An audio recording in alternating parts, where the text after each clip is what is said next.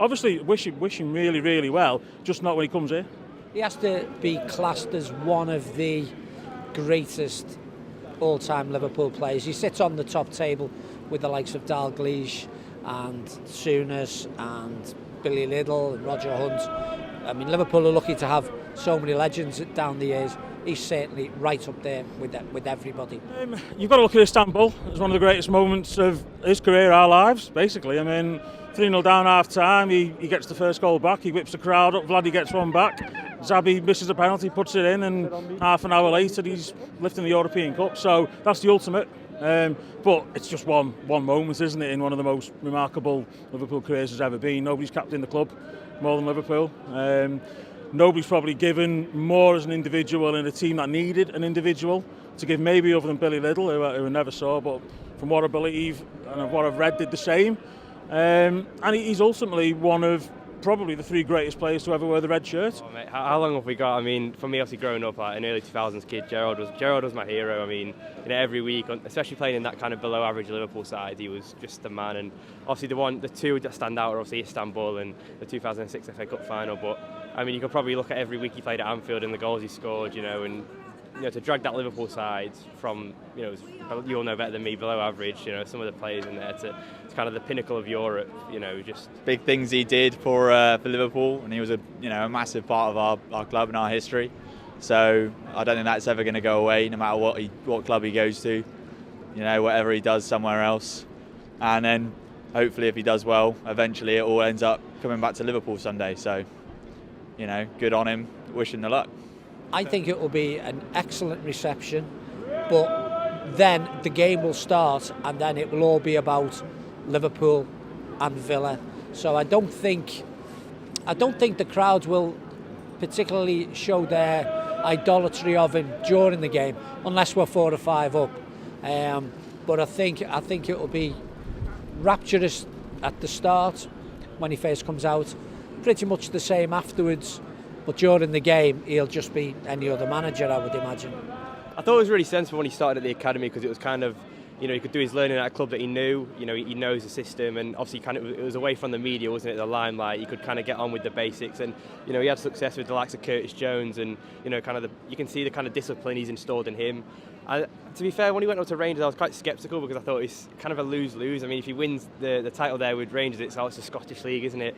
And then obviously, if he didn't, win the title, it was like he's a failure. So, I mean, it went far better, because I don't think anyone expected him to do what he did in Europe, and he made them a really tough side to beat. And they were a good watch. But I think Villa is like the perfect, not stepping stone. I don't want to be disrespectful, but kind of the next best thing if it wasn't Liverpool.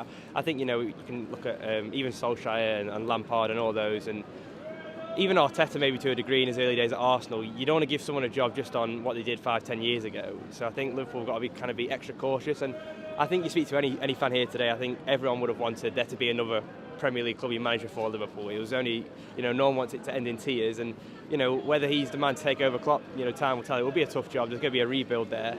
Maybe Pep Linders, someone like him takes over, and then Gerrard comes in as the assistant, and then it might be 26, 27 that we see Gerrard. I don't think anyone's desperate. He's young into his managerial career, 4 or 5 years into it, so there's plenty of time, and I'm sure when the opportunity is right, and I think he's sensible enough to know that he'll want the job on merit as opposed to what he did, here 10, 15 years ago. So. Well, he was very well thought of at the academy, helped in the development of so many of the players now that we see in the first team squad.